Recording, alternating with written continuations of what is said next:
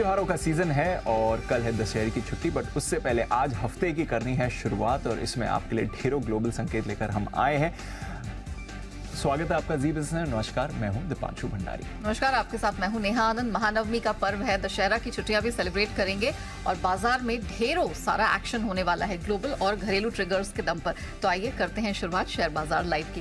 Deep morning, त्योहारी season की बहुत बहुत शुभकामनाएं।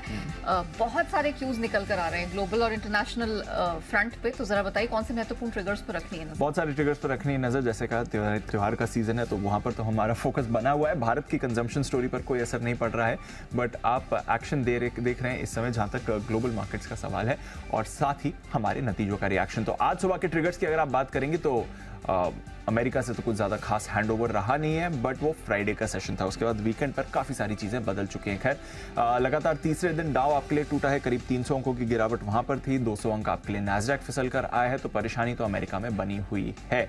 डॉलर इंडेक्स 106 पर सपाट है, थोड़ा ऊपर से आपको नीचे आते हुए दिखा है। हालांकि यूएस में जो बॉन्ड यील्ड है वो 5% के पार भी आपको जाती हुई दिख रही है। आखिरी बार जब 5% का स्तर छुआ था तब समय था जुलाई 2007 का, तो 16 साल के बाद 5% का लेवल 10 साल की बॉन्ड यील्ड ने छुआ है। कच्चा तेल थोड़ा ऊंचाई से फिसला है, ज्यादा नहीं, $91 के पास है। 93, 94 जाने के बाद वहां से थोड़ा पुल बैक आपको दिख रहा है। सोने में भी हल्का पुल बैक आया है। तो ग्लोबल फैक्टर्स तो इंपॉर्टेंट रहेंगे, बट हमारे बाजारों में आपको रखनी है नजर, क्योंकि नतीजों का भरपूर रिएक्शन आने वाला है। बड़े बैंक्स के नतीजे आए हैं और साथ ही कुछ और फाइनेंशियल कंपनीज के भी नतीजे आए हैं, तो वहां पर भी हमें रखनी है नजर। और आइए आज के लिए क्या कुछ इंपॉर्टेंट है और बाजार की चाल कैसी रह सकती है। अब हम मंथली एक्सपायरी में भी जा रहे हैं, तो उसके लिहाज से आपको क्या तैयारी करनी है, स्ट्रैटेजी ले लेते हैं अनिल जी के साथ, जो फिलहाल हमारे साथ फोन लाइन पर जुड़ रहे हैं। हम कोशिश कर रहे हैं, थोड़ा नेटवर्क कनेक्टिविटी इशू आ रहा है। Anil ji good morning sir. आशा तो यही थी कि कैमरा पर आपसे बात कर पाएं, खैर फिलहाल फोन पर जुड़ रहे हैं और थ्रू द शो हम कोशिश करेंगे कि अनिल जी से जल्द संपर्क वीडियो लिंक भी हमारा एस्टैब्लिश हो सके। बट आज की बात करें उससे पहले एक तो त्योहार की ढेरों बधाइयां अनिल जी, कल छुट्टी है वो भी एंजॉय करना है, और 20 साल का बैड लक था वो भी हमने तोड़ दिया sir over the weekend. Good morning Deep, आपको, नेहा को, हमारी पूरी टीम और सारे दर्शकों को दशहरे की बहुत बहुत शुभकामनाएं। ये बताएं कि दशहरा कल कल है या कल हो गया? 20 साल से वर्ल्ड कप में हम जिस रावण तो कहना गलत होगा, अच्छी टीम है न्यूजीलैंड, लेकिन जिस पर हम विजय पाने की कोशिश कर रहे थे, कल वो जीत मिली और बहुत ही अच्छी और कन्विंसिंग जीत मिली। मतलब ये जो कल का मैच था, ये सिर्फ इस लिहाज से इम्पोर्टेंट नहीं था कि हमने 20 साल बाद न्यूजीलैंड को वर्ल्ड कप में हराया, लेकिन जब पास्ट पास्ट होता है और फ्यूचर फ्यूचर, लेकिन प्रेजेंट में जो आप कर रहे हैं वो बड़ा इंपॉर्टेंट होता है फ्यूचर के लिहाज से। तो कल टीम इंडिया ने दोनों टीमों के बीच में ये लड़ाई थी कि भाई 4-4 मैच जीतकर अभी तक एक भी मैच हारे नहीं है। तो इस मैच से ये प्रूव हो जाता था कि वाकई में इस वर्ल्ड कप का अब तक का सुपरस्टार कौन है, और टीम इंडिया ने जिस तरह की कन्विंसिंग जीत दिखाई है, तो आई एम श्योर कि मतलब इसमें कहीं कोई डाउट ही नहीं है। बस अब मतलब यही मोमेंटम बरकरार रहे, यही हम चाहते हैं। लेकिन ओवरऑल परफॉर्मेंस सबकी, पूरी टीम की बहुत ही जबरदस्त रही। सो मेरे हिसाब से तो हमारे लिए एक जो विजयादशमी जो जीत के लिए माना जाता है, तो हमारे लिए जीत कल ही मिल चुकी है। एक तरह से कुछ हद तक दशहरा कल ही हुआ है। बिल्कुल सर, और पूरा सबने सेलिब्रेट भी किया और सेलिब्रेशन मैच खत्म होने के बाद भी थ्रू द नाइट चलता ही रहा है, दशहरे का भी, नवरात्रि का भी, एंड ऑफ कोर्स हमारी शानदार विक्ट्री का भी। बताएं सर, आज क्या बाजार सेलिब्रेशन के मूड में, क्योंकि हमारे नतीजे तो आए हैं, उस पर आपसे बात करनी है, एक्सपायरी का अब हफ्ता शुरू हो रहा है उस पर भी आपकी बात करनी है, बट ग्लोबल क्यूज अभी भी सपोर्टिव नहीं है। फ्राइडे को हमने देखा दिन के निचले स्तर पर अमेरिका बंद हुआ, 3 दिनों से डाउ गिर रहा है, बॉन्ड यील्ड भी इनकी सर 5% के ऊपर फाइनली चली गई, वो लेवल छू लिया इसने। बिल्कुल दीप दीप, आज का सेशन लड़ाई वाला है। मतलब लड़ाई होगी तो ही जीत होगी, राइट? तो हम विजयादशमी वाली थीम पर मैं ये मान के चल रहा हूँ, आज की लड़ाई ग्लोबल वर्सेस लोकल संकेतों के बीच में। एक तरफ ग्लोबल संकेत है जो आपके बेहद कमजोर है, और दूसरी तरफ लोकल संकेत है जो उतने खराब, उतने कमजोर है नहीं। मैं कोशिश कर रहा हूँ कि अगर नेटवर्क ठीक रहे तो मैं अगर वीडियो क्वालिटी बेहतर हो तो मैं जुड़ने की कोशिश करूंगा, लेकिन तब तक उससे पहले मैं आपको ग्लोबल संकेतों के बारे में बता दूं। ग्लोबल संकेतों में अच्छा और खराब दोनों है। खराब क्या है? खराब ये कि अमेरिका में फिर से 300 पॉइंट की कमजोरी हुई है। ये रोज 200 से 300 पॉइंट की रेंज में पिछले 3 दिनों से डाउ जो फिसल रहा है, वो थोड़ा कॉन्फिडेंस घटाने वाला है, इसमें कोई डाउट नहीं। आपकी 5 साल की आपकी बॉन्ड यील्ड्स 5% के ऊपर 2007 के बाद पहली बार निकली है। चिंता की बात है, हालांकि वहां से थोड़ी सी नीचे जरूर आई है। कच्चा तेल हल्का सा कम हुआ है और आपके डॉलर इंडेक्स स्टेबल है। सो वैसे देखा जाए तो क्लोजिंग बेसिस पे आप देखेंगे तो तीनों ही संकेत जितने खराब शुक्रवार को थे उतने ही आज भी हैं, तो उसमें कोई फ्रेश खराबी नहीं है। फिर अमेरिकी बाजार गिरे क्यों?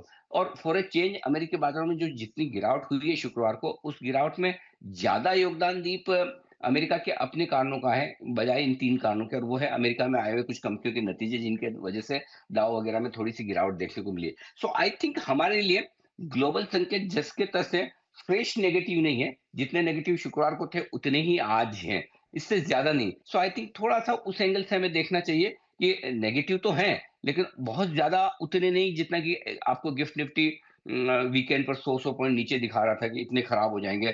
सो हम बहुत अच्छे संकेत तो नहीं लेके जा रहे हैं लेकिन उतने बुरे भी नहीं कि आपको गिफ्ट निफ्टी 100 पॉइंट नीचे खुलता हुआ नजर आए। सो मिले जुले संकेत एक तरह से मान सकते हैं हल्की कमजोरी के।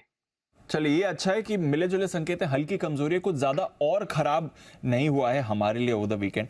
और ऑफ कोर्स सर हमारे फैक्टर्स पर भी हमें रिएक्ट करना है। एक तो मैं आपसे पहले समझना चाहूंगा, क्योंकि अब हम मंथली एक्सपायरी की तरफ मूव कर रहे हैं, तो उस लिहाज से बाजार के लिए क्या इंपॉर्टेंट हो जाता है? कुछ इंपॉर्टेंट लेवल्स हमने थर्सडे और फ्राइडे के सेशंस में डिफेंड किए, उसके ऊपर ही बंद हुए, वहां से क्या समझना है? हुँ।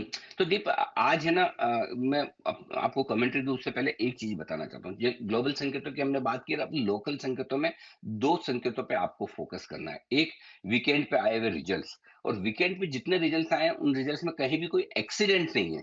है ना? नंबर्स आप देखेंगे तो आईसीआईसीआई बैंक के नंबर्स बहुत मजबूत है, किसी भी पैरामीटर से देख लें, मैं आगे विस्तार से विश्लेषण करूँगा। दूसरा बाकी बैंक्स के जो नंबर्स आए हैं, चाहे वो कोटक हो, आरबीएल हो, किसी भी लिहाज से नंबर्स खराब नहीं है। तो सबसे बड़ी बात ये कि वीकेंड पर रिजल्ट्स का कोई एक्सीडेंट है नहीं आपके लिए। दूसरा ये कि शुक्रवार को आप कमजोर रहे भी थोड़े बहुत, लेकिन आप देखिए एफआईज की तरफ से बिकवाली के आंकड़े हैं नहीं। कुछ बड़ी ब्लॉक डील्स भी 1000 करोड़ से ज्यादा की, जोमेटो में 1040 करोड़ की थी। उसके बावजूद एफआईज की बिकवाली के आंकड़े नहीं, कैश मार्केट में खरीदारी के हैं, और वायदा कारोबार में अगर उन्होंने स्टॉक इंडेक्स फ्यूचर्स बेचे तो बेहद मामूली। सो आई थिंक वहां से दूसरा कंफर्ट आता दिख रहा है। तो लोकल फैक्टर्स मेरे आज हफ्ते की शुरुआत करने के लिए दोनों ही संकेत बुरे नहीं है। एक और जहां नतीजे अच्छे हैं और दूसरी ओर एफआईएस की बिकवाली का प्रेशर कम है। सो आज की लड़ाई हमारी ग्लोबल वर्सेस लोकल की है। अब मैं आपके दूसरे सवाल पर आता हूं, अब से लेकर एक्सपायरी तक। तो मेरा ये समझना है, मैं आज ही की आपकी स्ट्रेटेजी भी साथ में दे दूं, जहां ग्लोबल संकेत कमजोर हैं, लोकल संकेत बेहतर हैं, बैंक के नतीजे और ये आपको थोड़ा सहारा देंगे, और एफआईएस के बिकवाली के प्रेशर में कमी आई है। एक और चीज जो है आज की स्ट्रेटेजी में जो ध्यान में रखने वाली बात है कि अमेरिकी बाजार भी कुछ हद तक ओवरसोल्ड होने के संकेत दे रहे हैं। आप शायद देख भी रहे हैं कि डाउ फ्यूचर्स हल्के फुल्के हरे निशान में आते हुए दिख रहे हैं। सो आई थिंक 4-5 दिनों से एक तरफा गिरने के बाद अमेरिकी बाजारों में भी अनलेस अनटिल कि आपको बॉन्ड यील्ड वगैरह में कुछ नया एक्शन आ जाए, वो तो हमें पता नहीं, लेकिन लग ऐसा रहा है कि थोड़े हद तक ओवरसोल्ड होते हुए दिख रहे हैं। अब हमारे मार्केट के लिए जो इंपॉर्टेंट स्ट्रेटेजी है वो मैं बता दूं।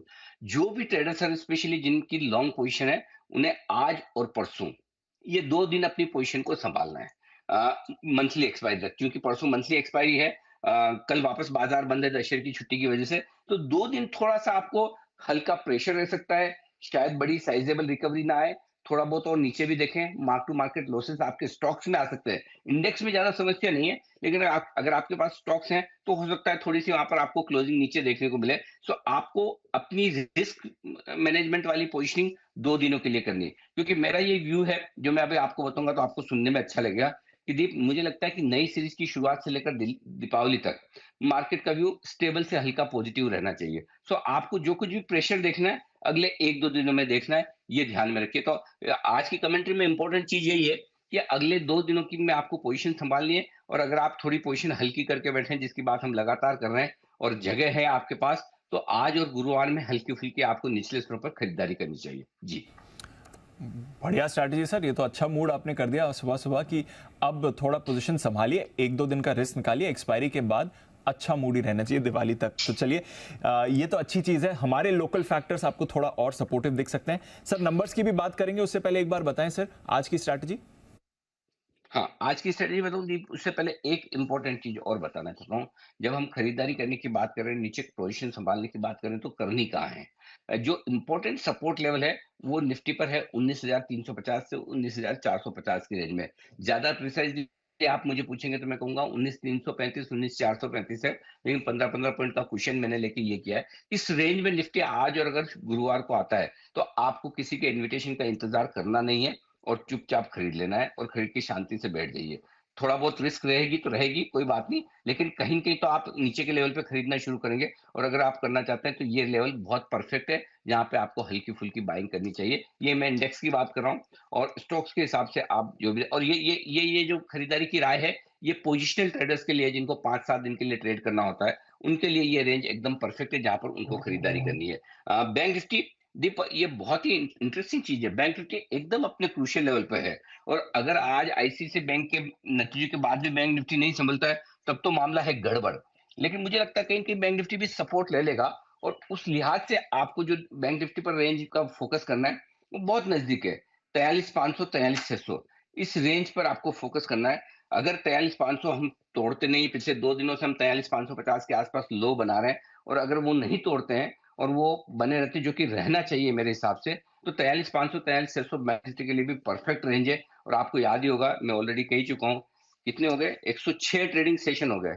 43,600 के ऊपर बैंक निफ्टी बंद हो रहा है। 106 ट्रेडिंग सेशन, छोटा सपोर्ट लेवल नहीं है, बहुत बड़ा सपोर्ट लेवल है। तो आई थिंक उसको सपोर्ट मान के आप देखिए बंद कहाँ हुआ है? 43,750 के आसपास, राइट? तो कितनी रिस्क है? मुश्किल से 250 पॉइंट की रिस्क है बैंक निफ्टी में, जो आधा परसेंट के आसपास होती है मुश्किल से। सो आई थिंक अब नहीं खरीदेंगे तो कब खरीदेंगे? आईसीआईसीआई बैंक के रिजल्ट के बाद आपके लिए नीचे जाने की स्कोप कम है। सो आई थिंक बैंक निफ्टी मुझे लगता है कि रिस्क रिवॉर्ड रेशियो बेहतर ले रहा है खरीदने के लिहाज से और शायद रिकवरी में भी पहले आगे बढ़ता हुआ नजर आएगा। तो ये एक और इम्पोर्टेंट चीज है जो ध्यान में रखनी चाहिए। जी। एब्सोल्युटली। तो बैंक्स पर रखिए नजर, थोड़ा रिएक्शन भी आएगा, रिकवरी भी आएगा और इंपॉर्टेंट लेवल से हमने डिफेंड करे ही थे। निफ्टी बैंक निफ्टी दोनों पर इंपॉर्टेंट मूव्स आएंगी। बताएं सर, आज के संकेत आपको क्या कह रहे हैं? संकेत आज ग्लोबल तो मुझे नेगेटिव ही रखने पड़ेंगे क्योंकि ऐसा पॉजिटिव जैसा तो कुछ वहां से है नहीं, ठीक है। एफआईएस के संकेत न्यूट्रल है मेरे लिए, पॉजिटिव भी नहीं नेगेटिव भी नहीं। लोकल फंड्स के संकेत भी न्यूट्रल है। वायदा कारोबार के संकेत न्यूट्रल से हल्के से पॉजिटिव है और जो पॉजिटिव है दीप वो थोड़ा सा बैंक निफ्टी की तरफ पॉजिटिव है क्योंकि पुटकॉल रेशियो 0.7 के आसपास है, हल्का सा ओवरसोल्ड होने की तरफ दिख रहा है। सो अच्छी बात क्या है दीप, आज शुरुआत करने के लिए वायदा कारोबार में दोनों ही निफ्टी और बैंक निफ्टी में पोजीशंस ज्यादा नहीं है और स्पेशली लॉन्ग साइड पे ज्यादा नहीं है। तो वो थोड़ा सा अच्छा संकेत है। सेंटीमेंट थोड़ा सावधानी भरा है, कॉशियस है और ट्रेंड आपके लिए पॉजिटिव है। अब आइए मैं आपको सपोर्ट लेवल दे दूं। 19,465 19,515 ये निफ्टी पर आपके लिए पहला सपोर्ट जोन है। इस रेंज में आप खुलते हैं तो देखेंगे कि और कमजोरी बनती है नहीं बनती है। अगर बनती है और फिर नीचे वाली रेंज में आता है जो कि 19,335 435 है, ये आपके लिए स्ट्रॉन्ग बाय जोन निकल कर आता है। इस रेंज में आने पर 100% एक बार तो आपको खरीदना ही खरीदना है। 2-3 टुकड़ों में ले लीजिए। 435 पे थोड़ा ले लिया, 365 पे थोड़ा ले लिया, 335 पे थोड़ा ले लिया, या दो ही टुकड़ों में लेना चाहते हैं तो 435 और 335 में खरीद लीजिए। यहाँ पर आपको पक्का खरीदना है। ऊपर की रेंज 19,600 675 पहली बाधा है। आज उसको पार करना मुश्किल होगा। वहां तक पहुंचेंगे जरूर एक बार, अगर अच्छी रिकवरी बन गई डाउ फ्यूचर्स में और एशिया वेशिया खराब नहीं होता है तो हम एक बार वहां पहुंचने की कोशिश करेंगे। फिर देखते हैं कितनी ताकत बनती है। अब से लेकर गुरुवार तक 19,700 775 स्ट्रॉन्ग सप्लाई जोन है। इस रेंज में आए तो आपको प्रॉफिट बुकिंग करके वापस शॉर्ट पोजीशन भी ऊपर में बनानी चाहिए। ये तो बात होगी निफ्टी की। बैंक निफ्टी वही है, 43,500 43,600 स्ट्रॉन्ग सपोर्ट जोन है। मैं तो इसी रेंज में खरीदारी करने के मूड में, और आप डीप देख भी रहे होंगे रोज ग्लोबल खराब संकेत मिलते हैं। रोज ऐसा लगता है कि आज गया कल गया, उसके बावजूद हम हमेशा कह रहे हैं 43,600 के आसपास लेना ही लेना है और आज भी वही रहा है। जिस तरह से 19,800 850 की रेंज में, ऊपर की रेंज में हम कह रहे थे कि भले कितने अच्छे संकेत हो वहां प्रॉफिट बुकिंग करिए बेचिए, रेंज का हायर एंड है। सेम बैंक निफ्टी में जितना ऊपर निफ्टी में हायर रेंज पे रुकावट थी, उतना ही बैंक निफ्टी में 43,500 600 की रेंज में स्ट्रॉन्ग सपोर्ट है। तो यहाँ पर खरीदना है। एक आध बार हो सकता है कभी स्टॉप लॉस ट्रिगर हो जाए, चांस कम है, नहीं के बराबर है, लेकिन आप सपोर्ट रेंज में जरूर लीजिए। ये रेंज बहुत परफेक्ट है। इसके ठीक नीचे 19,350 19,450 स्ट्रॉन्ग सपोर्ट जोन है। आई थिंक आएगा नहीं, जरूरत नहीं पड़ेगी। ऊपर की तरफ 43,950 44,000 पहला हायर जोन है। पार करके निकले तो 44,125 44,250 आज के लिए बिकवाली की जगह है, मजबूत वहां पर बनती हुई दिखेगी। बाकी पोजिशनल ट्रेडर्स के लिए बिकवाली की जगह ऊपर आएगी जो 44,400 44,600 तक की बनेगी, लेकिन उसमें अभी टाइम है। तो आज के लिए इन बड़ी रेंज पर आपको फोकस करना है। जी गॉट इट सर। चलिए देखते हैं आज अगर ऊपर की तरफ बैंक निफ्टी में थोड़ा मूव आती भी है या नहीं। सर, एफआईएस की पोजीशनिंग कम हो गई है, पुट कॉल रेशियो हल्का हो गया है मंथली एक्सपायरी के समय। बढ़िया है दीप, 26% की एफआईएस की लॉन्ग पोजीशन पे जा रहे हैं आप। सीरीज की शुरुआत भी आपने हल्के नोट पर की थी। पूरी सीरीज में एफआईएस का पार्टिसिपेशन आया नहीं और अभी भी अंत में लॉन्ग पोजीशन कमी है तो कोई चिंता की बात नहीं। पुट कॉल रेशियो हम डिस्कस कर ही चुके हैं, तो वहाँ भी कम है, वो भी अच्छा है। अब आइए आपको थोड़े स्टॉप लॉसेस दे दूँ। इंट्राडे के लिए स्टॉप लॉस छोटा रखना चाहते हैं तो 19,475 का रखें। क्लोजिंग बेसिस पे आपको 19,425 का रखना है। बैंक निफ्टी पर इंट्राडे और क्लोजिंग एक ही रखना है, वो होगा 43,500, 43,500 का। अब आइए शॉर्ट साइड पे 19,700 होगा आपका स्टॉप लॉस शॉर्ट साइड पे इंट्राडे क्लोजिंग बेसिस पे। किसी को अगर छोटा स्टॉप लॉस रखना है जी, तो निफ्टी में आप 19,600 का भी रख सकते हैं, कल के हाई के ऊपर इंट्राडे का। क्लोजिंग 19,700 के नीचे का नहीं बनता है। बैंक निफ्टी यहाँ पर स्टॉप लॉस शॉर्ट साइड पे एक ही बनेगा, वो 44,100 का है। फिर भी किसी को बहुत छोटा रखना है तो 43,900 का रखे, लेकिन मेरी एडवाइस 44,100 के स्टॉप लॉस की होगी, इंट्राडे और क्लोजिंग दोनों जी। Got it sir. चलिए ये है आपके लिए मौजूदा इंपॉर्टेंट स्टॉप लॉसेस। नई पोजीशंस कैसे बनाए सर?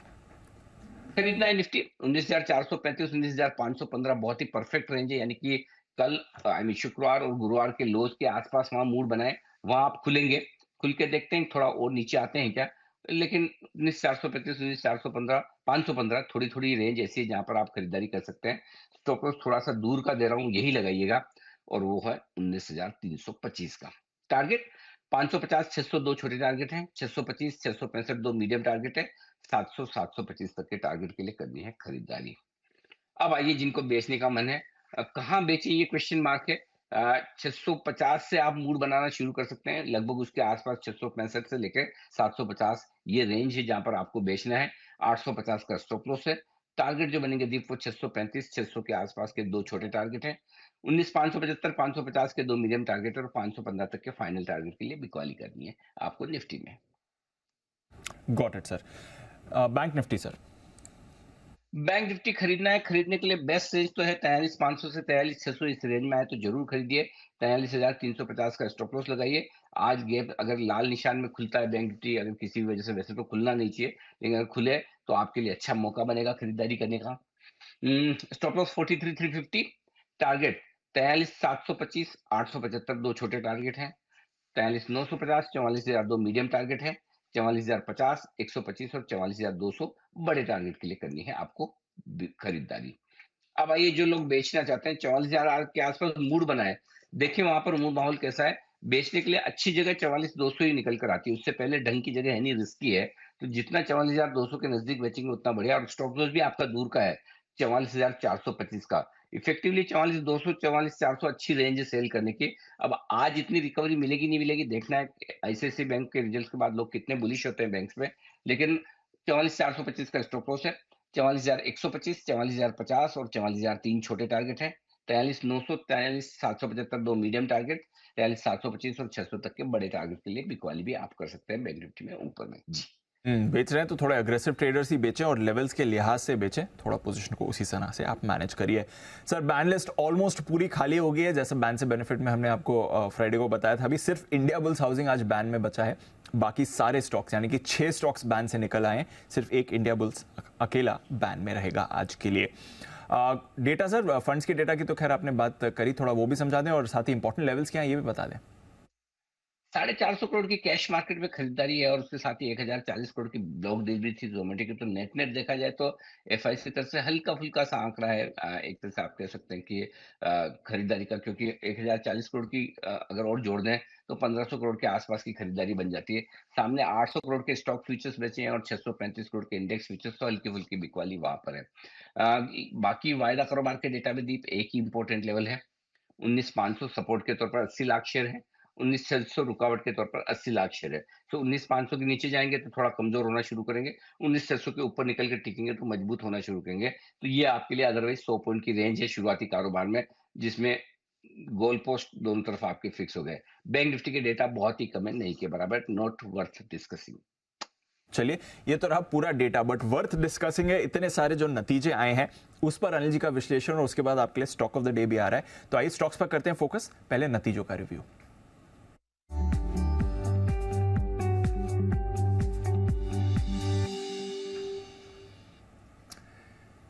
बताएं सर, बैंक से ही करते हैं शुरुआत।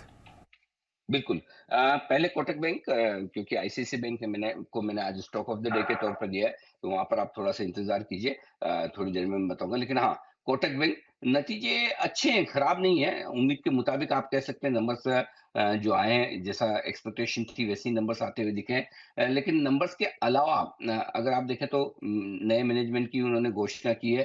अब इनको नया सीएमडी मिल रहा है जिसको आरबीआई से अप्रूवल मिल चुकी है। तो अभी बाजार को देखना ये है कि नए अशोक वासवानी साहब जो नए एमडी सीईओ बन के आए हैं, इनका किस तरह का क्या कुछ आगे रह सकता है परफॉर्मेंस। सरप्राइजिंगली जेफरीज ने बड़ा टारगेट कट किया है, 2400 से टारगेट घटाकर 1940 किया है। तो ये थोड़ा-सा मुझे इश्यू लगता है। तो उस लिहाज से अदरवाइज़ तो शायद मैं इस पर प्रॉपर सोचता कि आज स्टॉक बढ़ना चाहिए नतीजों के बाद। लेकिन देखते हैं, तो मैं आपको लेवल्स ही दे रहा हूँ। सपोर्ट लेवल क्या है? 2 सपोर्ट लेवल है कोटक बैंक के लिए, 1695 और 1740। हायर लेवल 1795 है। 1800 के ऊपर निकल कर बंद होगा तो फिर नई तेजी बनेगी। अदरवाइज़ नीचे 2 लेवल तक फिसल सकता है, जो कि 1695 और 1740 मानकर चलें। इसके अलावा एल&टी फाइनेंस रिजल्ट्स उम्मीद से काफी बेहतर हैं। हर एक पैरामीटर पर नंबर्स बढ़िया ही दिए, लेकिन एक्चुअली स्टॉक में अच्छे नंबर्स हैं प्राइस में दीप, क्योंकि ऑलरेडी स्टॉक 52 वीक हाई के आसपास चल रहा है। 141 रुपए 52 वीक हाई 137 पे बंद भी हुआ है। बाकी नंबर्स में कोई कंप्लेन नहीं है। तो मुझे लगता है कि 145 144 का हायर लेवल है, इसके ऊपर निकलकर बंद होगा। 145 के ऊपर बंद होता है तो फ्रेश तेजी करनी है। अदरवाइज इस लेवल के आसपास 144-45 के आसपास आकर प्रॉफिट बुकिंग थोड़ी बहुत आ सकती है। तीसरा रिजल्ट है आपका मजबूत वाला, वो है आरबीएल बैंक। बहुत ही स्ट्रॉन्ग क्वार्टर है, हर एक पैरामीटर पर बहुत बढ़िया नंबर्स आरबीएल बैंक ने पेश किए हैं, इसमें कोई डाउट ही नहीं है। मतलब आरबीएल बैंक से इतने मजबूत नंबर्स की उम्मीद थी नहीं एक्चुअली बताएं तो। बेस्ट एसेट क्वालिटी और रिटर्न रेशियोज है। 16 क्वार्टर के 16 तिमाहियों के सबसे बढ़िया रिजल्ट इन्होंने पेश किए हैं। एसेट क्वालिटी इंप्रूव होकर आई है। Return on assets, return on equity दोनों ही बहुत मजबूत दिख रहे हैं। और बैंक का अच्छी परफॉर्मेंस, मुझे लगता है स्टॉक चलना चाहिए। नीचे में सपोर्ट जो है 238 240 के आसपास है, और ऊपर में 248 250 टेस्ट करने की कोशिश करेगा। 250 के ऊपर बंद हुआ फ्यूचर्स में तो फिर फ्रेश और नई तेजी आरबीएल में बनेगी। और एकमात्र आज का जो कमजोर रिजल्ट अगर थोड़ा कह सकते हैं तो वो बालकृष्ण इंडस्ट्रीज है। स्पेशली जब C8 वगैरह आपने दूसरी टायर कंपनी के मजबूत नतीजे देखे तो उसके सामने बालकृष्ण के नतीजे मिले जुले हैं। ऑपरेशनल परफॉर्मेंस ठीक है, लेकिन नंबर्स ऐसे धुआंधार दमदार है नहीं दीप। और मैनेजमेंट की कमेंट्री थोड़ी सी सावधानी भरी दिख रही है। ऐसा लग रहा है कि वो बहुत कॉन्फिडेंट नहीं है अगले 6 महीनों को लेकर। 11 बजे कॉन कॉल है, तो बड़ा डायरेक्शन आपको कॉन कॉल में सुनने के बाद ही लेना है, क्योंकि ये तो प्रेस रिलीज में लिखा है, लेकिन एक्चुअली मैनेजमेंट के हाव भाव कैसे हैं वो आपको तब पता चलेगा। तब तक मैं आपको सपोर्ट लेवल दे दूं। 2 सपोर्ट लेवल है, 2420 और 2480। थोड़े दूर के हैं, लेकिन ढंग के सपोर्ट लेवल यही निकल कर आ रहे हैं। और ऊपर की तरफ 2570 और 2585 ये 2 लेवल है।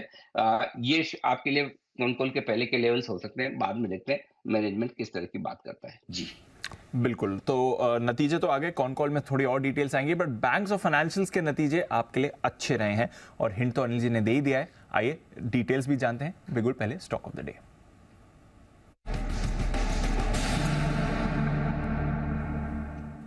Yes sir. Stock of the day में दीप पहला तो है आपके लिए क्रेडिट एक्सेस ग्रामीण। कैश मार्केट का ये स्टॉक है, यहाँ पर 1375 के स्टॉक पर उसके साथ खरीदारी करनी चाहिए। टारगेट ऊपर आपका बनेगा 1410, 1430 और 1445 के। 3 से 5% तक की तेजी मिनिमम बननी चाहिए इन नतीजों के दम पर। बहुत ही शानदार ऑपरेशनल परफॉर्मेंस आई है। Return on asset 5.6%, ROE 25%। मतलब इंडस्ट्री लेवल में वन ऑफ द बेस्ट कहे जा सकते हैं। और अगले 6 महीनों को लेकर मैनेजमेंट का गाइडेंस या जो कंफर्ट कॉन्फिडेंस है वो भी काफी मजबूत है। तो क्रेडिट एक्सेस ग्रामीण कैश मार्केट का ये स्टॉक ऑफ द डे होगा। दूसरा है आईसीआईसीआई बैंक। अगर ज्यादा गैप से न खुले तो डेफिनेटली खरीदना बनता है। स्टॉप लॉस 918 का होगा। 941, 949 और 955 3 टारगेट के लिए। रिजल्ट आईसीआईसीआई बैंक के भी हर एक पैरामीटर पर बेस्ट है। Return on assets, return on equity, return on assets all time high पर आई है। आरओई 9 साल की ऊंचाइयों पर है। एसेट क्वालिटी 9 साल में इतनी बेहतरीन रही है, कभी नहीं रही है। आप दाएं बाएं ऊपर नीचे आगे पीछे सब तरफ से घुमा के देख ले, आईसीआईसीआई बैंक के नतीजे में एक भी नुस्ख निकाल नहीं पाएंगे। बहुत मजबूत नंबर से। बस बात ये कि स्टॉक ऑलरेडी चला हुआ है, तो हो सकता है गैप से खुल गया अगर, तो फिर वो वहीं स्टेबल हो जाएगा, ना घटेगा ना बढ़ेगा। लेकिन अगर फ्लैट या गलती से कहीं नीचे खुल जाए ग्लोबल मार्केट्स के हिसाब से, तो तुरंत लेना बनता है। 1 से 2% की इतनी मजबूती तो कम से कम आईसीआईसीआई बैंक में बनेगी। एक और रिजल्ट मैं बताना रह गया, पेटीएम। बहुत शानदार परफॉर्मेंस आई है दीप। और जो ₹550 से हम पेटीएम पर बुलिश हुए हैं, मुझे लगता है ये स्टॉक यहाँ से भी और बेहतर करने को तैयार है, क्योंकि नंबर्स बहुत मजबूत है दीप, इसमें कोई डाउट ही नहीं है। 52 हफ्तों के ऊपरी स्तरों पर चल रहा है, ₹1000 के आस-पास पहुँच रहा है। हर एक पैरामीटर पर बहुत तगड़ी परफॉर्मेंस है और यहाँ से भी स्टॉक में और मजबूती बन सकती है। तो पेटीएम के नंबर तो मुझे बड़े पसंद आए हैं। बस यही कि शुक्रवार को 2% ऊपर बंद हुआ था, तो नीचे में अगर ये मिले आपको मार्केट के मूड माहौल के साथ, तो खरीदारी का मौका बनेगा। बिल्कुल, तो पेटीएम पर भी रखिएगा नजर। आईसीआईसीआई बैंक पर तो सर का भरोसा है ही, और साथ ही क्रेडिट एक्सेस ग्रामीण कैश में इसके भी अच्छे नंबर्स आए। अनिल जी, हम कोशिश कर रहे हैं आपका वीडियो लिंक जल्द से जल्द ठीक कर लें ताकि आपसे हम बात कर सकें, बट तब तक मैं बता दूं स्टॉक ऑफ द डे तो अनिल जी ने बता दिया, बट कुछ और खास स्टॉक्स भी आने वाले अनिल जी की तरफ से। नवरत्न एसआईपी वो तो हमें लेना ही है, और साथ ही दशहरे से पहले आज एक खास दिन है तो एक और बढ़िया पिक भी लेने वाले हम सर से, रामबाण शेयर। बस 2 मिनट में, बस कुछ ही देर में सर से वो भी हम लेंगे। तब तक हम वीडियो लिंक चुस्त दुरुस्त करते हैं। आइए, हमारी टीम भी है तैयार बताने के लिए आपको आज की खबरें और साथ ही सारे के सारे नतीजे, ब्रोकरेजेबल रिपोर्ट्स भी जो हमारे पास हैं। अरमान, नुपुर, कुशल और साथ ही आशीष ये सारी डिटेल्स हमें देने वाले हैं। अरमान, आपसे करते हैं शुरुआत। गुड मॉर्निंग, बताएं ट्रिगर्स और खबरें क्या हैं आज। जी गुड मॉर्निंग। ट्रिगर्स में सबसे पहले F&O में आपको टोरेंट फार्मा उनके नतीजे आते हुए दिखेंगे। कैश में भी कई सारे स्टॉक्स हैं जिनके नतीजे हैं, जिसमें महिंद्रा लॉजिस्टिक दिख लीजिए, महिंद्रा हॉलीडेज है, PNB हाउसिंग है और आदि जैसी कंपनियां हैं, यहाँ पर आपको नतीजे आते हुए दिखेंगे। फेडरल बैंक यहाँ पर लगभग 7.3 करोड़ इक्विटी शेयर्स लिस्ट होंगे। NBCC इंडिया ई ऑक्शन के जरिए दिल्ली में कमर्शियल स्पेस जो है वो बेचेंगे। नेटवेब टेक्नोलॉजीज इंडिया, इनका 50% का IPO एंकर लॉक इन है, वो खत्म होता हुआ दिखेगा जो 90 डेज खत्म होते हुए दिखे हैं। और अंत में चेंज इन प्राइस बैंड की बात करें तो MMTC जहाँ पे 10% से 5% हो जाएगा। नुपुर, आपकी बारी आती है। मॉर्निंग, जरा बताइए कि खबरों के दम पर कहाँ एक्शन दिखने वाला है, एंड ऑफ कोर्स रिजल्ट्स कौन कौन से जहाँ नजर रखनी है।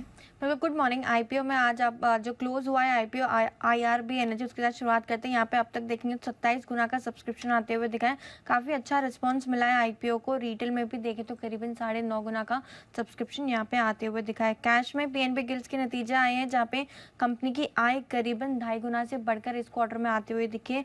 कामकाजी लेवल पे देखेंगे तो मुनाफा 10% से बढ़कर आते हुए दिखा है। मार्जिन में भी एक्सपेंशन है 500 बेसिस पॉइंट का, लेकिन फाइनेंस कॉस्ट काफ़ी बढ़कर आई है, जिसके चलते कंपनी का जो लॉस है वो 8 करोड़ से बढ़ के 41 करोड़ पहुंच गया। तो मिले जुले नतीजे PNB गिल्ड्स की तरफ से आते हुए दिखे। JSW एनर्जी, यहाँ पे काफ़ी स्ट्रॉन्ग परफॉर्मेंस आपको दिखेगी। कंपनी की आय करीबन 37% से इस क्वार्टर में बढ़कर आते हुए दिखी। कामकाजी लेवल पे देखे तो मुनाफा भी आपको 2x से बढ़कर आते हुए दिखा है, 1880 करोड़ पहुंच चुका है। मार्जिन में भी देखे तो 2000 बेसिस पॉइंट का इंप्रूवमेंट दिखेगा, 37% से बढ़ के 57% पहुंच गए। और मुनाफा भी देखे तो 83% की ग्रोथ आपको यहाँ पर भी नजर आएगी। और कंपनी ने highest ever quarterly EBITDA report किया है Q2 में। तो JSW एनर्जी भी रहेगा फोकस में। जम्मू एंड कश्मीर बैंक पे रखनी है नजर, क्योंकि यहाँ पे भी नतीजे जो है वो काफी स्ट्रॉन्ग आते हुए दिखे। NII देखे तो 11% से इस क्वार्टर में बढ़कर आते हुए दिखे। मुनाफे में 56% की ग्रोथ दिख रही है। ग्रॉस NPA नेट NPA देखे तो वहाँ पर भी आपको सुधार दिखेगा। तो एसेट क्वालिटी भी बेटर होती हुई दिखे। इनफैक्ट नेट इंटरेस्ट मार्जिन भी इस क्वार्टर में बढ़कर आते हुए दिखे। और लास्ट में सांगी इंडस्ट्रीज, यहाँ पे परफॉर्मेंस जो है वो काफ़ी कमज़ोर है। आय करीबन 21% से घटकर गिरकर 180 करोड़ के आसपास आते हुए दिखे। कामकाजी लेवल पे लॉस बढ़ता हुआ दिखा है, 2 करोड़ से 28 करोड़ हो गया। और नेट लेवल पे भी देखेंगे तो 40 करोड़ का लॉस इस पर आते हुए नजर आया है। चलिए कुशल, अब आपकी बारी आती है। बताइए और कौन कौन से नंबर्स आए जहाँ रखनी है नजर। बिल्कुल, मॉर्निंग यहाँ देखिए ढेरों नतीजे आते हुए दिखे हैं वीकेंड के दौरान, और इसमें कैश स्पेस में और नंबर्स के लिहाज से केफिन टेक यहाँ पर जो नंबर्स आ रहे हैं काफ़ी अच्छे आ रहे हैं। अगर आप मार्जिन देखेंगे 39% से बढ़कर 45% से होते दिखे हैं। साथ ही कामकाजी मुनाफा भी 34% ग्रो किया है। मुनाफा 27% ग्रो कर 61 करोड़ पर आया है। तेजस नेटवर्क्स नंबर्स मिले जुले दिख रहे हैं। मार्जिन में काफ़ी बड़ी कटौती है, 10% से 3.2%। कंपनी का घाटा भी बढ़ा है 3 करोड़ से 13 करोड़। हालांकि कंपनी की आय में 80% का उछाल आपको देखने को मिला है। जहां तक अंबर एंटरप्राइजेस का सवाल है, यहां पर घाटा बढ़ता हुआ दिखा है। 2.5 करोड़ से बढ़कर 7 करोड़ का घाटा हो गया है। हालांकि मार्जिन कंपनी की थोड़ी सी इंप्रूव हुई है, 4.9% से 6.4%।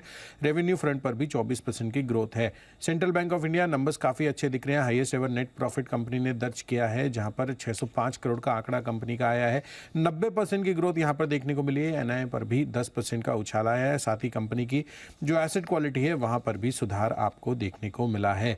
IDBI आई बैंक नंबर्स अच्छे रहे हैं। एनआईए करीबन 12% बढ़कर 3067 करोड़, मुनाफा 60% ग्रो कर 1323 करोड़ पर कंपनी ने भी दर्ज किया है। और साथ ही कंपनी की asset quality on the contrary थोड़ी सी जीएनपीए के लिहाज से बढ़ती हुई नजर आई है 4.9% 4.05% के मुकाबले। जस्ट डायल नंबर्स अच्छे दिख रहे हैं। यहाँ पर मार्जिन 8.2% से बढ़कर 18.7% हो चुकी है।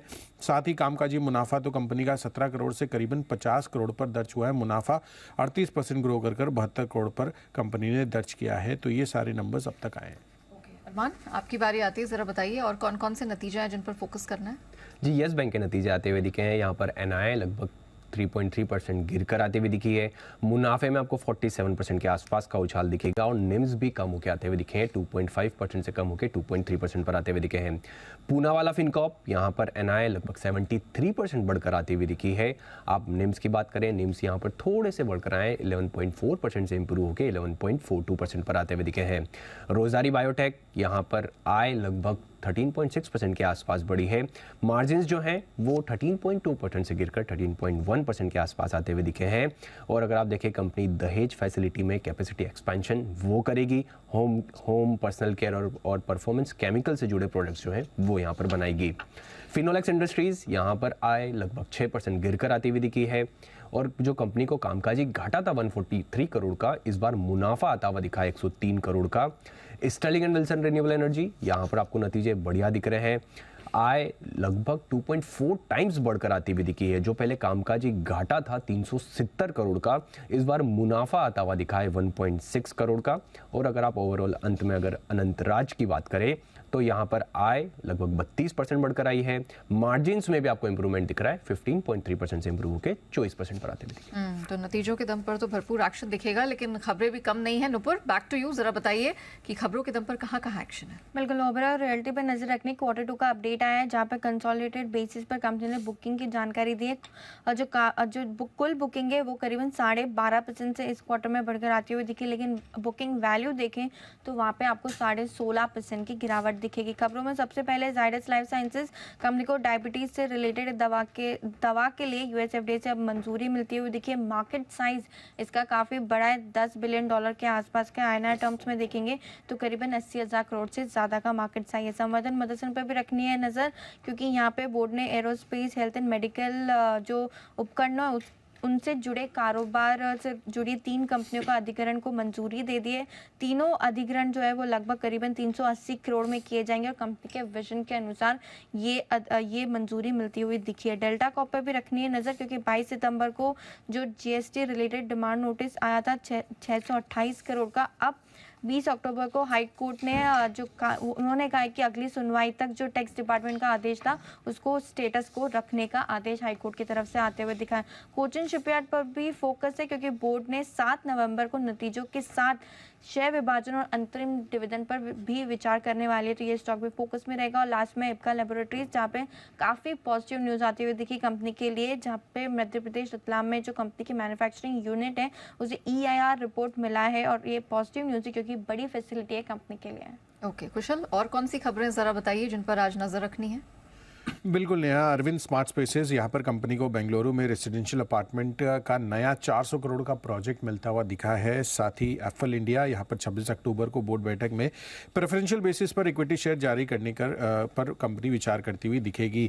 साथ ही GNFC यहाँ पर 8 नवंबर को बोर्ड बैठक होगी, नतीजों के साथ साथ शेयर बायबैक पर विचार किया जाएगा। सोमानी सेरेमिक्स पर भी नजर रखिए, यहाँ पर भी 26 अक्टूबर को जो बोर्ड बैठक होगी उसमें भी शेयर बायबैक पर कंपनी जो है उसके प्रस्ताव पर विचार करेगी। लिकर कंपनियां फोकस में रहेगी, साथ ही स्पेशलिटी रेस्टोरेंट बारबेक्यू नेशन पर भी ध्यान रखिएगा, क्योंकि महाराष्ट्र सरकार ने लिकर पर वैट 5% से बढ़ाकर अब 10% किया है। 1 नवंबर से ये लागू हो जाएगा और बाज़ रेस्टोरेंट्स में बिकने वाले लिकर पर ये वैट बढ़ाया गया। हालांकि स्टार होटल्स में लिकर पर लगने वाला जो वैट है उसमें कोई भी बढ़त नहीं की गई है। अंत में लेमन ट्री होटल्स, यहाँ पर कसौली हिमाचल प्रदेश में 49 रूम्स का जो होटल है उसके लिए इन्होंने करार कर लिया है और FY25 से ये होटल ऑपरेशनल होता हुआ दिखेगा। चलिए अरमान, अंत में आपके पास आते हैं, जरा बताइए खबरों के दम पर कहाँ कहाँ एक्शन है, कोई ब्लॉक डील्स भी हैं आज? बिल्कुल, कुछ ब्लॉक डील्स हैं जिसमें सबसे पहले जोमेटो, जहां पर पब्लिक शेयर होल्डर्स में SVF ग्रोथ ने लगभग 9.4 करोड़ शेयर्स, जो कि 1% इक्विटी है, वो बेचते हुए दिखे हैं। और खरीदारों की अगर आप लिस्ट देखें तो कई सारे खरीदार हैं, लगभग 28 खरीदार हैं, जिसमें आपको कुछ नाम दिखेंगे, जिसमें सोसाइटी जनरल हुआ, मॉर्गन स्टैनली हुआ, एक्सिस म्यूचुअल फंड और कई सारे नाम हैं जहाँ यहाँ पर ये खरीदारी करते हुए दिखे हैं। एमटार टेक्नोलॉजी, यहाँ पर आपको ध्यान रखना है क्योंकि BNP परिबास ने लगभग 4 लाख शेयर्स जो हैं वो बेचे हैं, जो कि 1.3% इक्विटी है। और वहीं पर ही खरीदारी करते हुए दिखे हैं आई शेयर्स ग्लोबल क्लीन एनर्जी, जिन्होंने लगभग 8.2 लाख शेयर्स, जो कि 2.7% इक्विटी है, वो खरीदते हुए दिखे हैं।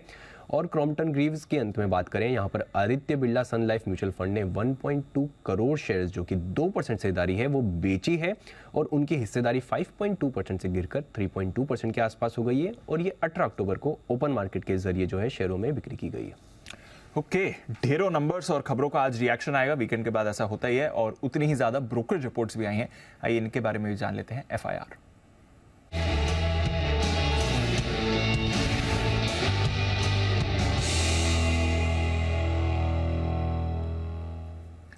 मॉर्निंग आशीष, पहले तो जो निफ्टी कंपनीज पर रिपोर्ट्स हैं उनके बारे में बताइए। Good morning Deepanshu. सबसे पहले देखें तो कोटक महिंद्रा बैंक, यहाँ से करते हैं शुरुआत। रिपोर्ट्स काफ़ी इंटरेस्टिंग है। जेफरीज की रिपोर्ट सबसे पहले बताता हूँ, जहाँ पर रेटिंग को डबल डाउनग्रेड कर दिया। पहले होल्ड की राय थी, अब ये अगर आप पहले खरीदारी की राय थी, अब ये होल्ड की रेटिंग दे रहे। लक्ष्य भी अगर आप देखें तो सीधे 2400 से घटाकर 1940 कर दिया। हालांकि भाव चल रहा है 1770 के आसपास। ये मानने की उम्मीद थी कि बैंक के इंटरनल में से अगर कोई देखें तो कोई हो सकता है कि एलिवेट होता था, लेकिन बाहर से कोई आए, इसके चलते अनसर्टेनिटी यहाँ पर बन सकती है। बाकी CLSA की तरफ से आउट परफॉर्म की रेटिंग को बरकरार रखा है। लक्ष्य जो है 2200 से घटाकर 2050 कर दिया है। हालांकि नतीजों के लिहाज से कमेंट्री अगर आप देखें तो पॉजिटिव ये मान रहे हैं। मॉर्गन स्टैनली ने इक्वल वेट की रेटिंग को बरकरार रखा, 2250 रुपए के लक्ष्य लिए। JP मॉर्गन ने न्यूट्रल की रेटिंग दी है, 2070 रुपए का टारगेट दिया। ICICI बैंक काफी स्ट्रॉन्ग रिजल्ट यहाँ पर देखने को मिले। मॉर्गन स्टैनली ओवरवेट की रेटिंग को बरकरार रखे, 1350 के लक्ष्य के लिए 933 रुपए का भाव चल रहा है। वहीं JP मॉर्गन ओवरवेट की रेटिंग को बरकरार रखे, 1150 रुपए का टारगेट दिया है।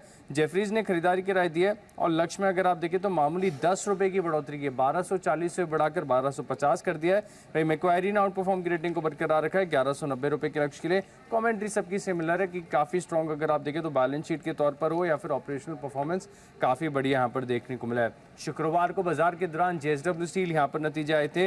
रिपोर्ट आई है CLSA की तरफ से, अभी भी अगर आप देखें तो बेरिश ही अंडर परफॉर्म की रेटिंग दे रहा है और जो लक्ष्य है वो 965 से घटाकर 765 रुपए कर दिया है, करीब 770 रुपए का भाव चल रहा है। मैक्वायरी ने न्यूट्रल की रेटिंग दिया, 840 का टारगेट दिया है और ब्रोकरेज हाउस मान रहे कि इस बार अगर आप देखें तो थोड़ी सी ऑपरेशनल परफॉर्मेंस अच्छी देखने को मिली है। कीमतें घटी हैं, लागत खर्च की, इसका भी एक बेनिफिट यहाँ पर आपको देखने को मिला है। तो निफ्टी के नतीजों पर तो ये कुछ खास रिपोर्ट्स हैं। और कौन सी रिपोर्ट्स लेकर आए हैं? बहुत सारी रिपोर्टें, थोड़ा सा समय ज्यादा लूंगा आज। इप्का लैब्स यहाँ पर देखें, नोमेरा की तरफ से रिपोर्ट है ये, जहाँ पर डबल अपग्रेड कर दिया गया है और जो लक्ष्य है वो 942 से बढ़ाकर 1133 कर दिया है। ये मान रहे कि रतलाम की जो फैसिलिटी है, इसे वॉलंटरी एक्शन इनिशिएटेड का जो टैग मिला है, ये एक पॉजिटिव सरप्राइज है। 937 रुपए का अभाव है।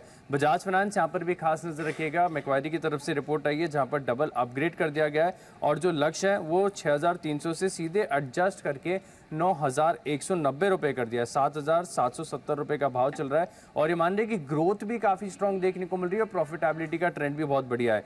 L&T finance, Morgan Stanley underweight की रेटिंग को बरकरार रखे, 110 का टारगेट है। सिटी ने रेटिंग को अपग्रेड किया है। इनफैक्ट पहले बिकवाली की राय थी, अब खरीदारी की राय दे रहे हैं और लक्ष्य 119 से बढ़ाकर 161 कर दिया, 138 रुपए का भाव चल रहा है। Balkrishna industries, Morgan Stanley underweight की रेटिंग को बरकरार रखे, 1928 रुपए के लक्ष्य के लिए 2541 रुपए का भाव चल रहा है। लेकिन मान रहे कि कामकाजी तौर पर अगर आप देखें तो इनका जो अनुमान था इससे 8% बेहतर यहाँ पर एबिटा देखने को मिला है। बालकृष्ण इंडस्ट्रीज पर नोमेरा ने भी रिड्यूस की रेटिंग को बरकरार रखा है, 2152 रुपए के लक्ष्य के लिए। RBL बैंक यहाँ पर काफी अच्छे अपग्रेड्स देखने को मिले। JP मॉर्गन ने अंडरवेट से सीधे न्यूट्रल की राय दी है और लक्ष्य में काफी बढ़िया बढ़ोतरी की है, 175 से बढ़ाकर 270 कर दिया है। वहीं मॉर्गन स्टैनली 210 से टारगेट बढ़ाकर 245 कर दिया है और सिटी ने भी अगर आप देखें तो 207 रुपए से लक्ष्य बढ़ाकर 222 रुपए कर दिया है। पेटीएम यहाँ पर भी खास नजर रखिएगा, नतीजे आए हैं और नतीजों के बाद CLSA से खरीदारी की राय दे रहे हैं। लक्ष्य 1050 से बढ़ाकर 1200 कर दिया है। कमेंट्री सबकी अच्छी लग रही है, क्रेडिट एक्सिस ग्रामीण, यहाँ पर आज आपको फायरवर्क्स देखने को मिलेंगे पक्का, क्योंकि CLSA की तरफ से खरीदारी की राय दिया है और जो लक्ष्य है वो 1600 से बढ़ाकर 1800 कर दिया। और मान रहे कि असेट क्वालिटी हो, रिटर्न्स हो, ऑपरेशनल परफॉर्मेंस हो, पीयर्स के मुकाबले अगर आप देखें तो काफ़ी सुपीरियर यहाँ पर आपको प्रदर्शन देखने को मिला है। JSW एनर्जी पर CLSA ने एक बिकवाली की राय दी है, लक्ष्य 234 से बढ़ाकर 250 कर दिया है। वोल्टास पर रिपोर्ट्स हैं ये CLSA की तरफ से, जहाँ पर आउट परफॉर्म की रेटिंग को बरकरार रखा है और जो लक्ष्य है वो 1000 रुपये से बढ़ाकर 980 कर दिया है। अंत में इक्विटास स्मॉल फाइनेंस बैंक, जहाँ पर HSBC खरीदारी की राय दे रहे हैं, लक्ष्य 121 से बढ़ाकर 122 कर दिया है। ओके, ये है आपके लिए सारी की सारी दमदार ब्रोकरेज रिपोर्ट्स। कई सारे स्टॉक्स पर फोकस रहेगा।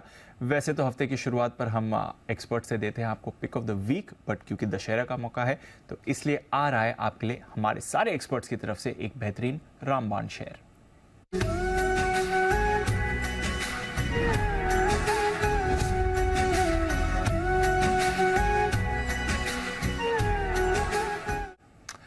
सभी का स्वागत है। त्योहार की ढेरों बधाई। हमारे सारे एक्सपर्ट भी जुड़ रहे हैं। हिमांशु जी आज सबसे पहले आए हैं। गुड मॉर्निंग हिमांशु जी, बताएं सर आपका रामबाण शेयर आज का।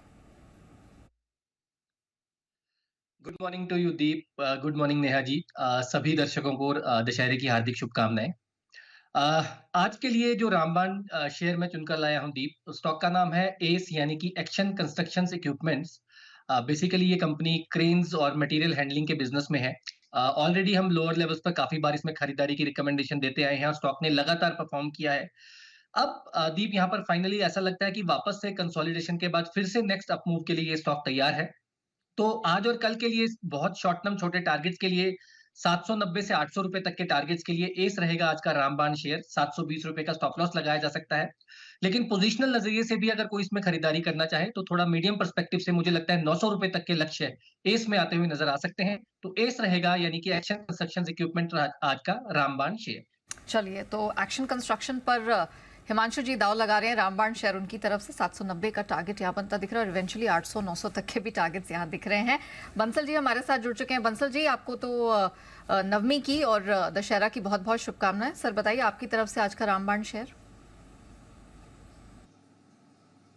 सुप्रभात नेहा, सुप्रभात दीपांशु। नेहा, आपको, दीपांशु को, एंटायर जी बिजनेस की टीम्स को, व्यूअर्स को पैनलिस्ट जो अभी हैं, जो बाद में आएंगे, सबको रामनवमी की, दशहरा की हार्दिक शुभकामनाएं। और दीप, एक चीज बोलना चाहूंगा जी सर कि हिमांशु जी शायद पहले जरूर आए हैं, बट आप एक चीज देखें, जो अनिल जी ने कलर का ट्रेंड शुरू करा था, मतलब कि पहला दूसरा, तो बिल्कुल कुर्ता भी मेरा जो नौवे नवरात्र का कलर होता है वो पहन के आया हूँ, उसको एकदम मैच करके आया हूँ। तो इतना एक्सपर्ट नहीं हूँ मैचिंग में, कुर्ता ढूंढने में समय लगा, इस कारण से हिमांशु जी पहले पहुंच गए।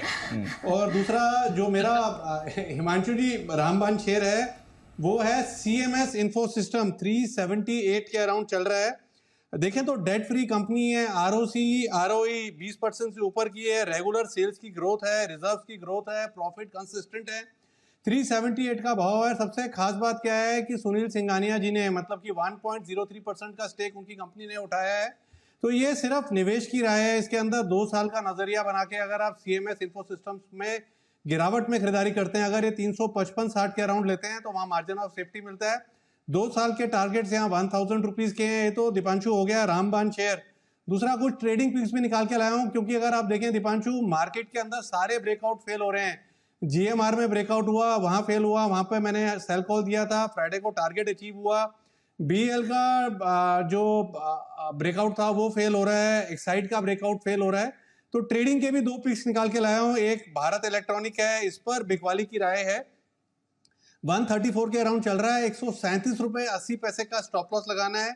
127 के टारगेट के लिए पहला एक शॉर्ट कॉल है BEL पर, दूसरा एक शॉर्ट कॉल है एक्साइड पर, 258 के अराउंड चल रहा है, 266 का लगाना है स्टॉप लॉस। 244 का टारगेट है। दीपांशु, शॉर्ट टर्म में मुझे लग रहा है मार्केट में प्रेशर बन सकता है। 2-3 दिन एक्सट्रीमली कॉशियस होकर चलना चाहिए। बड़ी गिरावट की आशा वो लग रहा है कि चांसेस हैं। तो 2 सेल कॉल भी दिए ट्रेडिंग के नजरिए से। ओके, तो 2 सेल कॉल हैं, वो ट्रेडिंग के नजरिए से हैं, बट रामबाण शेयर बंसल जी का जबरदस्त टारगेट दिया है सर ने। 1000 के टारगेट्स अगले 2 साल में आपको ये दिखा सकता है। तो यहाँ से सुपर नॉर्मल रिटर्न्स, 2 से 2.5 गुना रिटर्न्स के लिए तैयार हो जाइए जहाँ तक CMS इन्फो का सवाल है। बट आज के लिए ट्रेड में अगर आप चाहें तो 2 शॉर्ट कॉल्स आ रही हैं। कमजोरी थोड़ी बाजार में आज आती हुई दिख सकती है। आइए मेहुल जी के पास भी चलते हैं। मेहुल जी बताएं सर, आपका रामबाण शेयर आज कौन सा है? गुड मॉर्निंग दीपांशु जी, गुड मॉर्निंग नेहा जी, आपको, व्यूअर्स को, आपकी टीम को और सभी पैनलिस्ट को नवमी और दशहरा की ढेर सारी शुभकामनाएं। आज का जो मेरा रामबाण शेयर है वो है आईआरबी, मिड कैप स्टॉक है, एक मेजर लाइफ टाइम हाई के पास है, ब्रेकआउट आया है। इन दिनों हमने देखा कि पिछले 2-3 दिन में जो ब्रेकआउट आया था, एक्यूमुलेशन बहुत ही ज्यादा हुआ, स्ट्रॉन्ग वॉल्यूम्स के साथ ब्रेकआउट आया। अगर मैं डेली वीकली चार्ट की बात करूं तो एडीएक्स ऑन द राइज है, विच मीन्स यहाँ पे मोमेंटम बनता दिखाई दे सकता है। मंथली आरएसआई ब्रेकआउट आ गया तो 35 रुपए के आसपास आईआरबी ट्रेड कर रहा है। 29 के स्टॉप लॉस से इसको खरीदना है। अपसाइड टारगेट मेरा रहेगा 46 का। थोड़ी सी लंबी अवधि का काउंटर है, 3 से 6 महीना रखने की सलाह रहेगी। 29 के स्टॉप लॉस से बाय कीजिए आईआरबी और अपसाइड टारगेट रहेगा 46। ओके, आईआरबी इंफ्रा आज का रामबाण शेयर मेहुल जी की तरफ से 29 का स्टॉप लॉस, 46 का लक्ष्य बनता दिखाई दे रहा है। जैन साहब भी हमारे साथ शो में शामिल हो चुके हैं। जैन साहब मॉर्निंग सर, बताइए आज का रामबाण शेयर आपकी तरफ से।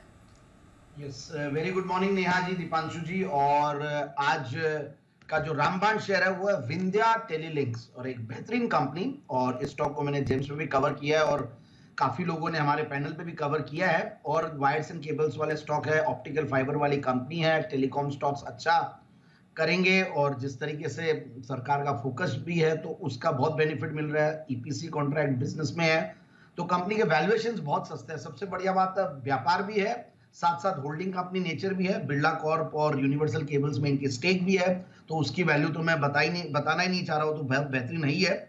और साथ साथ जो इनका price to book value multiple है दैट इज 0.83, एंड साथ में कंपनी ग्रोथ भी दे रही है। सेल्स की ग्रोथ भी आप अगर 7 साल की कैगर देंगे तो 16-17% है, और 5 साल की कैगर देंगे तो अगेन 16-17%, तो कंसिस्टेंटली ग्रो कर रही है। और ऊपर के लेवल से थोड़ा करेक्ट भी हुआ है क्योंकि 2700-2800 के भाव जाने के बाद अभी 2300, 2350, 2380 के लगभग भाव है। यहाँ पे लेते हैं तो एक बार मैं पहले टारगेट दे दूं, करीब 3000 का टारगेट तो सर्टेनली लगा सकते हैं। और जो रिजल्ट्स देख रहा था मैं, तो रिजल्ट्स भी बहुत बढ़िया है। जून क्वार्टर के रिजल्ट बढ़िया थे, अब सितंबर अवेटेड है तो वो भी मुझे लग रहा है, उम्मीद है कि अच्छा ही होगा। एंड शेयर होल्डिंग पैटर्न वगैरह से भी काफी कॉन्फिडेंस आता है। एफआईआईज डीआईज करीब 10-11% करीब होल्ड करते हैं, तो मेरे हिसाब से स्टॉक को बिल्कुल इस लेवल पे ले, और रामबाण साबित होगा ये स्टॉक, और 3000 के टारगेट के। ओके, ये है आपके लिए विंध्या टेली जैन साहब का रामबाण शेयर। 3000 के बड़े टारगेट्स इस पर भी निकल कर आ रहे हैं। आइए कुछ स्टॉक्स के बारे में भी बात करते हैं जहां पर आज आपको रिएक्शन आते हुए दिखेगा। जेएसडब्ल्यू एनर्जी, बंसल जी जरा इसको देख लीजिए। वैसे तो बढ़िया मोमेंटम में रहा है काउंटर, नंबर्स भी इसके अच्छे आए हैं। 37% आय बढ़कर आई है, एबिटा 2 गुना हो गया है, मुनाफा 83% बढ़कर आया है। जो रिन्यूएबल एनर्जी के नए एसेट्स हैं उसका कंट्रीब्यूशन ग्रोथ को ड्राइव कर रहा है। फ्राइडे को थोड़ा कमजोर था, बट चार्ट्स के लिए अब इंपॉर्टेंट लेवल्स बताएं सर। दीपांशु, चार्ट्स के लिए सबसे इंपॉर्टेंट लेवल है 390 का एक लेवल है, 387 के अराउंड की क्लोजिंग है, 390 के ऊपर निकलेगा तब इसको जरूर देखना चाहिए। दीपांशु, शुक्रवार के सेशन में यहाँ पर एक ब्रेकडाउन देखने को मिला है और 390 के ऊपर निकल के सस्टेन करता है तो वो पहला संकेत होगा फॉल्स ब्रेकडाउन का। तो 390 के ऊपर निकल के सस्टेन करता है तब यहाँ पर खरीदारी की राय होगी, और सस्टेन करता है तो 409, 412 के लक्ष्य यहाँ देखने को मिलेंगे। और दीपांशु, एक चीज और बोलूंगा, अगर अनिल जी आज यहाँ पे होते तो बताता उनको कि ये 65-66 रुपए के अराउंड चल रहा था। तब अनिल जी के साथ दिल्ली में हम लोगों ने बेसिकली इवनिंग टी वगैरह करी थी, तब भी वो इसको डिस्कस कर रहे थे। उसके बाद 65 रुपए के अराउंड ही टीवी पर भी उन्होंने काफी मतलब कि अच्छे से स्ट्रांगली इसको रिकमेंड किया था as a multi bagger return देने वाला स्टॉक, और वो सब यहाँ देखने को मिल रहा है जेएसडब्ल्यू एनर्जी पर। अब मेरे को तो दीपांशु याद है तो इसलिए हाईलाइट कर रहा हूँ। अनिल जी ऑन एयर नहीं है तो मैसेज वहां तक पहुंचा दीजिएगा प्लीज आप। बिल्कुल सर, अनिल जी हैं डेफिनेटली शो में है, बस थोड़ा वीडियो कनेक्टिविटी के आज इशू आ रहे हैं तो आउट ऑफ लोकेशन है इसलिए नहीं है। बट हाँ, हमारे तो कई समय से कन्विक्शन स्टॉक है और कई बार through the way Anil ji की तरफ से यहाँ पर रिकमेंडेशंस भी आपके लिए आई हैं। और जैसा बंसल जी ने कहा, बहुत ही निचले स्तरों पर इसे आइडेंटिफाई किया था और वहाँ से तो मल्टी बैगर रिटर्न्स ये दे ही चुका है और आगे भी बढ़िया परफॉर्मेंस के संकेत दे रहा है। नतीजों में आपको जेएनके बैंक यहाँ पर भी नतीजों का रिएक्शन दिखेगा। हिमांशु जरा इसके भी चार्ट्स एक बार देख लीजिए। ये अनदर स्टॉक जो काफी लोअर लेवल्स पर अनिल जी ने आइडेंटिफाई करा था और वहां से बढ़िया रिटर्न्स दे चुका है। नंबर्स अच्छे आए हैं इसके भी। एसेट क्वालिटी में भी हमने हल्का सा सुधार आते हुए देखा है। निम्स इन्होंने अपने 4% के ऊपर मेंटेन करे हैं। चार्ट्स क्या कहती हैं हिमांशु जी? दीप, काफी स्ट्रॉन्ग चार्ट फॉर्मेशन है। थोड़ी सी consolidation in lines with PSU banks इसमें भी देखने को मिल सकती है। मुझे लगता है कि अगर कोई बाजार की वॉलेटिलिटी के चलते ये स्टॉक 96 रुपए के आसपास अगर कोई डिप मिलती है आने वाले दिनों में, तो वहां पर फ्रेश खरीदारी के लिए काफी अच्छी एंट्री लेवल हो सकता है। जिनके पास स्टॉक है पोजिशनल नजरिए से अभी भी होल्ड करें। गिरावट मिलती है अगर 100 रुपए के नीचे तो वो ऐड करने का मौका है। मुझे लगता है सेटअप पॉजिटिव है और जैसे ही बाजार का मूड माहौल सुधरेगा स्टॉक में ऊपर के लेवल्स आने वाले समय में देखने को मिलेंगे। ओके, ये है आपके लिए जे.एन.के बैंक, इस पर भी रखी नजर। ये सारे स्टॉक्स फ्राइडे की गिरावट में आपको, स्पेशली फ्राइडे को मिड कैप स्मॉल कैप में भारी गिरावट आई थी, बट अदरवाइज बढ़िया पॉजिटिव ट्रेंड में रहे, तो निचले स्तरों पर मौके भी आपके लिए बन सकते हैं।